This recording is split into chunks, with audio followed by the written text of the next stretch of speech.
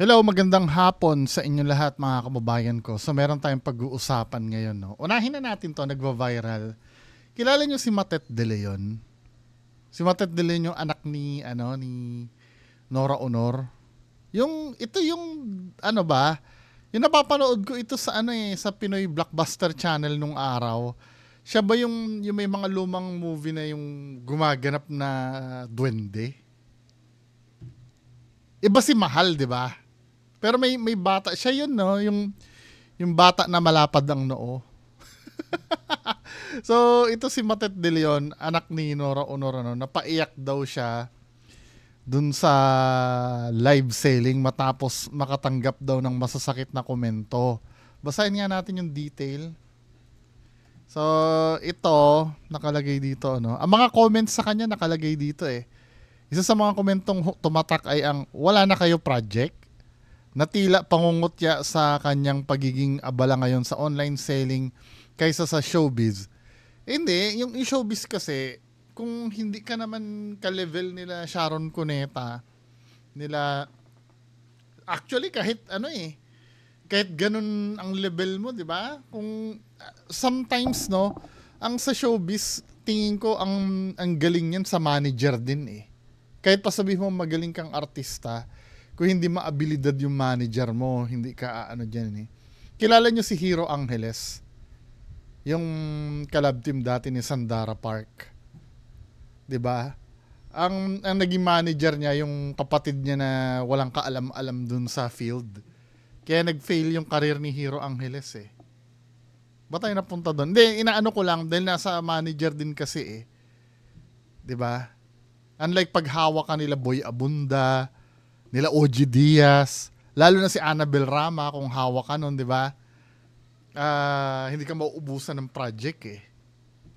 Anyway, ito no, wala ka ng project, ito yung mga tapos dito may comment pa na suplada to kaya iniwan ni Ate Guy, di ba? Ate Guy Nora Honor yun, di ba? Tapos ito yun no.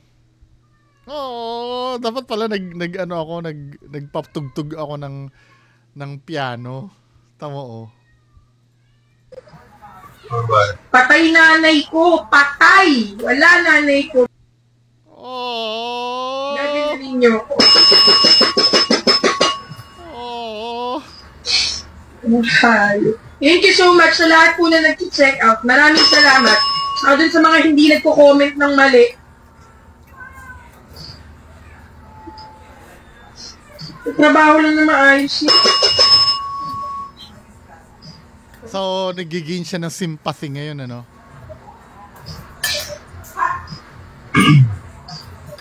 Masyado naman yun, yung mga nagko-comment na yun, di ba? Masyado naman. Oh, umiyak na siya, no? Basket number 14 natin, meron tayong last 36. Anong basket yan? 14, may natilang 36 na. So, ito yan. Ano yung masasabi ni Matet De Leon dito? So, ito yung message niya, no? Matet De Leon nag-explain bakit naiyak siya kahapon habang nagda-live selling.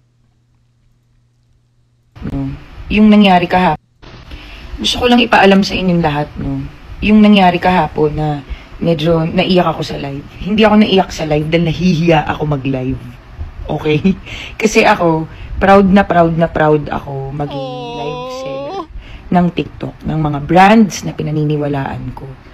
Okay? Oy, ano yun yung live selling sa TikTok, ano yun malupitan yun. May mga kilala ako naggaganon, daang libo ang income dun. 'Di ba? Sa isang araw kung maabilidad ka na lalo na yung produkto mo pa madaling ibenta. Tapos charming ka pa. Sobrang saya ko din mag-live. Okay, na kahit may pinagdadaanan, kung ano man yan, nagla-live ako. I show up. Okay, nagsushow up ako, maharap ako sa inyo na maayos. So, nakabuti yung pambabash sa'yo, nag-viral ka. So, hahanapin ka na ngayon sa TikTok. Uy, wala akong ibig sabihin Ano lang. Nagla-live ako na maayos. Happy ako sa pagla-live. Sobra. Kaya ako na bad trip kahapon because of that one person na walang puso at napakawalang hiya. Okay? Pero yung pagla-live sell, I love it. Kaya gusto ko mag-thank you dun sa mga taong maayos, pagka-live. Gusto ko mag-thank you sa inyo, yung mga sumusuporta pag may live ako, lalo na yung mga suki ko. Akala ninyo, hindi ko kayo nakakalimutan, no? So, thank you everybody for being nice to me, pagiging maayos. Masasabi ko lang dun sa mga talagang gusto lang mamikon, no? Sa taong nagtatrabaho lang ng maayos at ginagawa yung gustong-gusto niya, wala, babawasan ko na yung pagbabasa ng comments and I will do my best para hindi masira yung trabaho kong gustong-gusto kong ginagawa ng dahil sa inyo. Again, thank you everybody sa mga sumusuporta. Salamat sa inyong lahat. Magpapakaano lang akong konti ha. Kilala nyo naman ako di ba? Hindi naman sa hindi ba parang marketing strategy niya yun para lalong putaktihin yung live selling niya. Hindi, naisip ko lang or kung totoo man yun. Kasi alam nyo kung bakit naisip ko ganon. Kasi nangyari yan before nung 2023. Kilala nyo si Badjaw Girl? Yung nag-viral na, yung maganda siya, na badjaw siya pero maganda siya. So ito yung live selling din siya. Parang ganyan na ganyan din ang pattern. Di ba? Kung ano-ano din ang pinagsasabi niyo ng live selling at dahil doon nag-click din yung niya. Kung nilalait niya ako, babalik ako sa pamamalimos. Doon na lang. Kahit bumalik ako sa pamamalimos ko. Proud ako, naghihirap ako. Same sinasabi. Dumaan ako sa maganong proseso. Habang nangingilid ang luha sa mga mata, ring tinatagan ni Rita ang sarili at palaban na sinita ang live audience na nanglalait sa kanya. May mga netizens na nanood ng TikTok live selling ni Rita Gaviola. Di ba parang Hindi, bale mo nagkataon lang na same sila ng pattern, no? Na pareha silang proud. Di ba? Anyway, kung gano'n naman talaga, okay lang sana ko ang tinitira yung produkto masama din naman yun, pero mas maganda na yun kaysa yung mismong nagtitinda. Di ba? Okay lang na, let's say, yung binibenta, hindi naman masarap yan mas lesser evil na yun no? Kaysa yung mismong nagbebenta yung tirahin mo. Pero lang wala, malay mo 50-50 din ako, malay mo marketing stunt ni Matit De Leon. Para bumenta siya, di ba? So tayo nice ko yung so proceed tayo next topic, no? Ito naman si Yorme, di ba first day niya kahapon 30, di ba? First day niya, so ito yung nangyari. Yung opisina niya daw, pagka balik niya, ito, limas ang gamit daw, allows na tira. At may malaking vault pa ng pera sa loob ng Office of the Mayor. Uy, may malaking vault ng pera. Anong ibig sabihin ni Yorme nun?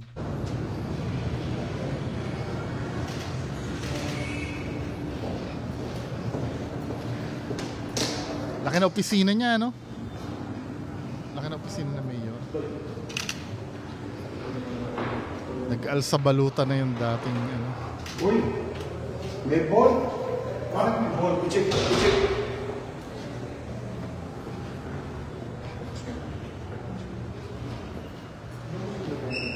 Tingin ng bolt.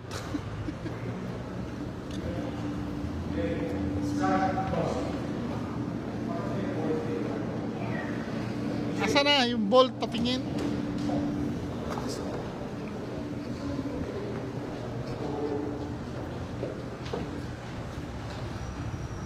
Bakit may ball? Oy, para saan yan? Pero alam ko, yung volt na yan, para sa yan baril Yung mahaba na ganyan. Diba? Para sa baril yan Kasi yung tatay ko dati may ganyan din Pero, ewan ko, no, hindi lang naman baril ang pwede ilagay dyan Kung bolt yan, may tinatago. Ang weird dun nga naman, kung volt para sa baril yan, may baril ba si Hani Lacuna? Di ba dyan nilalagay yung mga, Nagkaroon ng bot. Office of the Mayor. Parang...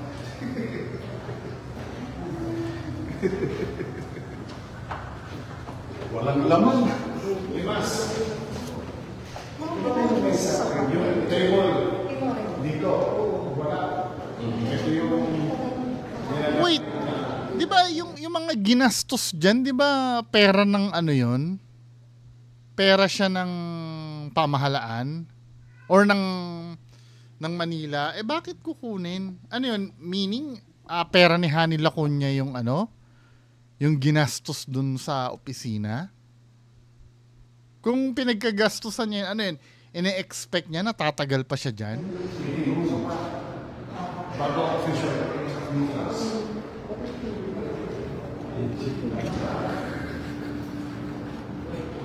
Ganda ng opisina, no? Sayang kuryente. Maraming effort sa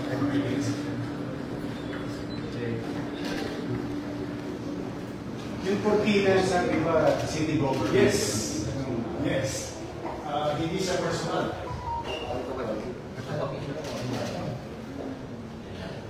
So meaning ano, yung mga pinagtatanggal dyan ay gastos ni Hani Lacuna.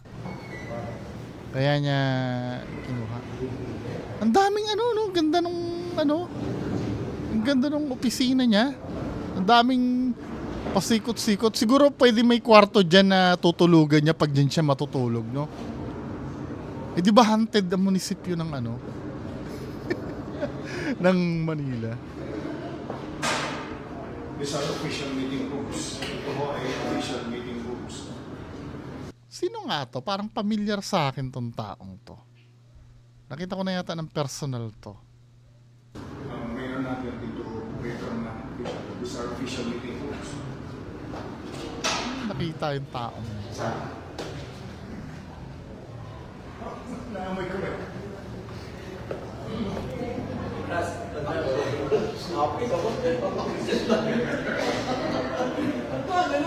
Sama ng loob ni Hani Lacuna, no?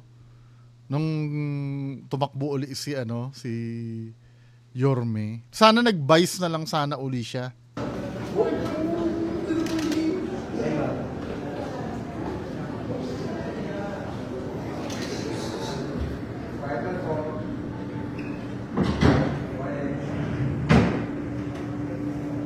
Let's start working. Okay. So, yun yung ano, yun yung ano, alam mo hindi na bago yan eh. Kasi may nakalkal akong video. Actually, kinalkal ko talaga dahil may naalala ko na ganyang senaryo din. Ito naman sa Cebu to. Sa Cebu naman yung Office of the Mayor dahil natalo yung mayor. Tignan mo yung ginawa. Mas matindi to kay Hani Lacuna. Ang inano niya lang, yung mga gamit lang, okay na yun eh. Pero ito, tinan niyo.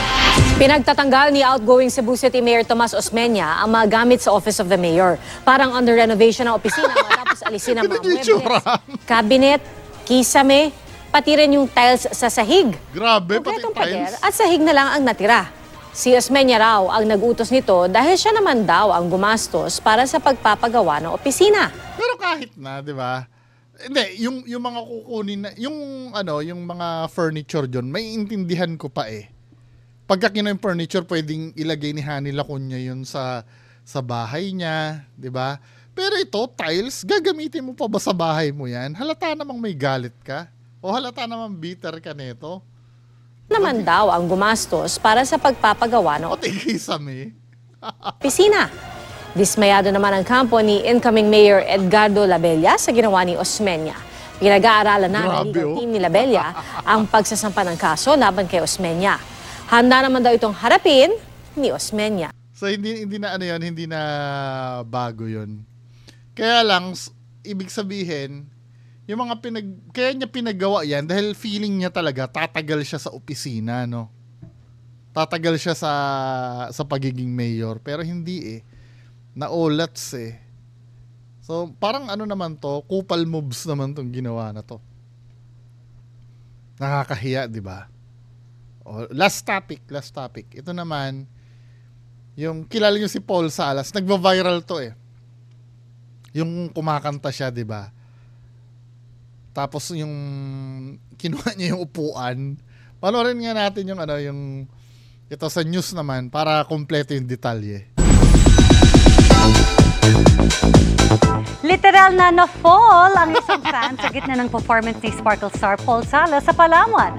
Wala siyang kaalam-alam na ang kinuha niyang silya, ang uupuan pala ng isang fan. Ang special message niya rito sa chika ni Aubrey Carampel. Nung una napanood ko ngayon, feeling ko parang scripted eh. Sa ganda ng sa sobrang ganda ng timing, alam mo yon, feeling mo scripted siya, yung parang isa siyang comedy skit. Ano mo?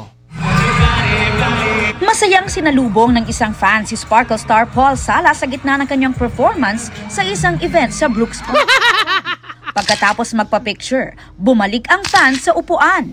Pero bigla na lang siyang natumba dahil ang upuan kinuha pala ni Paul.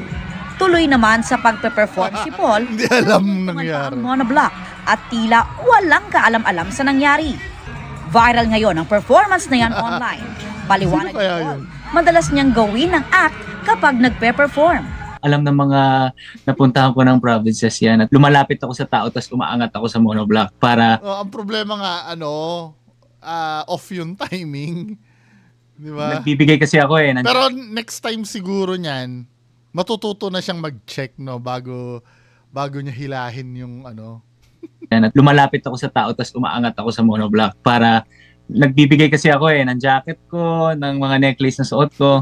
Nagulat na lang daw siya nang may nagtag na sa kanya sa mga videos na bigla na lang daw nag-viral. Hindi ko alam na upuan niya yun kasi nga tumayo.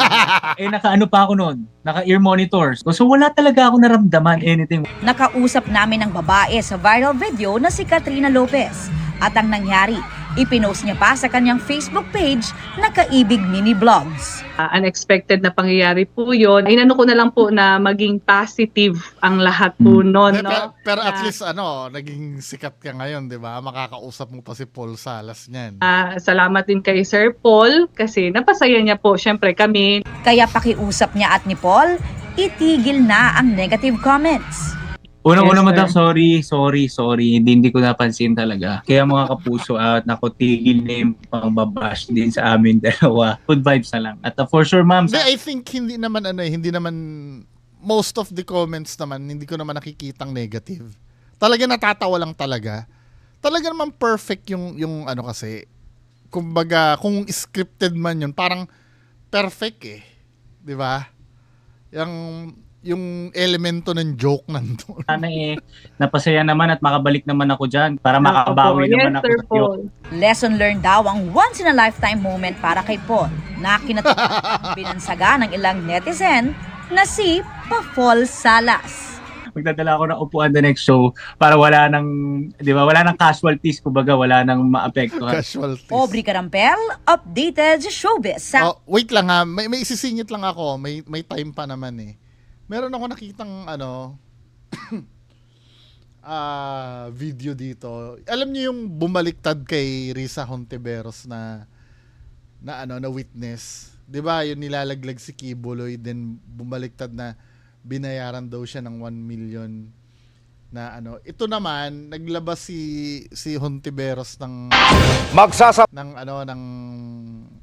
ebidensya na hindi nila binayaran or ang lapit ng lapit pala sa kanila yung witness. Panang kaso sa NBI si Senador Riza Hontiveros laban sa mga nasa likod ng video ng bumaliktad na witness sa investigasyon ng Senado kay Pastor Apollo Kibuloy. Ipinakita niya rin ang mga resibo na ang nag-alok na at hindi ito binayaran. Nagpatulong anya ito dahil ang sabi kasi di ba binayaran daw siya ng 1 million para magsalita against kay Kibuloy. Pati yung kila Duterte yata. Kidnap umano ng religious group ng pastor. Nakatutok si Mav Gonzales. Pero yung part yata nung kay Duterte, parang ang sinasabi nung witness na bumaliktad na idinagdag lamang. Ang talagang sa pagkakaalam ko ang target talaga nun ay para i-expose si Kibuloy.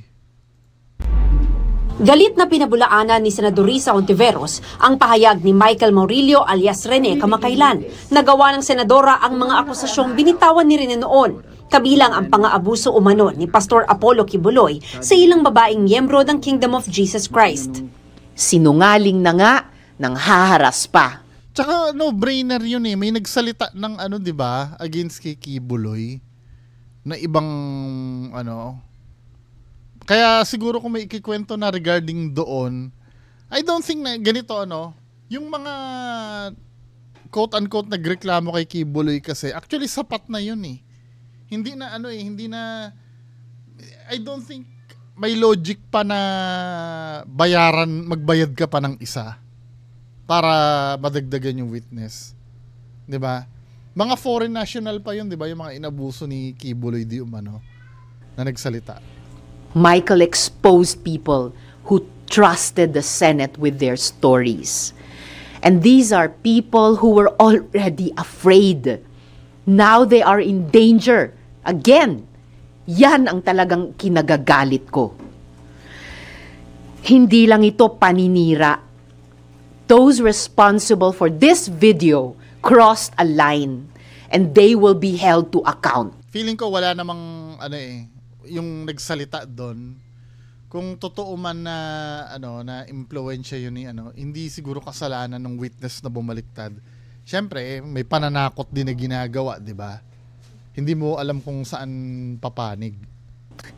Sabi ni Maurilio sa videong ipinost online ng isang pagtanggol valiente noong June 25, tinakot at binayaran umano siya ng senadora para akusahan si Kibuloy at ang mga Duterte. Kanina naglabas si Hontiveros ng mga screenshot ng... Dati rin po akong worker ni Pastor Kibuloy nitong 2021 lang ako tumiwalag dahil sa pang-aabuso at pananakit. Email at text bilang resibo na si Maurilio raw ang paulit-ulit lumapit sa opisina niya mula noong December 2023 at nag-volunteer na tumistigo laban kay Kibuloy. Siya mismo ang gumawa at nagbigay sa aking opisina. Andoon na ang pangalan ng mga Duterte. Walang pumilit. Siya ang nagkusang loob. No one paid him. No one coerced him. Sa mga unang mensahe noon bago bumaliktad, paulit-ulit umanong sinabi ni Maurilio na may banta sa buhay niya. Kaya inilagay siya sa witness protection, katulong ang religious sector at civil society groups. At noong June 22 at 23, ilang araw bago kumalat online ng video, nag-message pa aniya si Maurilio sa opisina ni Hontiveros. Ito ay mga screenshots, no? Minsan kasi hindi ko rin talaga alam kung alin ang paniniwalaan. Kasi kung screenshots ito, sa bagay, may investigation naman gagawin dyan na kung legitimate talaga to, no? Kasi kung screenshot lang yan, pwede din naman ma-edit ang screenshot. Diba? Pwede rin naman siya ma-edit. Pero, pangit kasi, para na siyang ping-pong eh. Diba? Galing na siya sa kabila. Then, ang the best niya, wag na lang kunin yung witness na yun. Kasi may record ng pagbaliktad eh. Di ba? Michael was the one frantically messaging my staff. Sabi niya, quote, bagay kung magsasampa naman siya ng kaso, mapapatunayan naman yan eh. Diba? Help me, kinidnap ako at tinatakot ako ng kingdom. Dito ako kinulong sa Glory Mountain.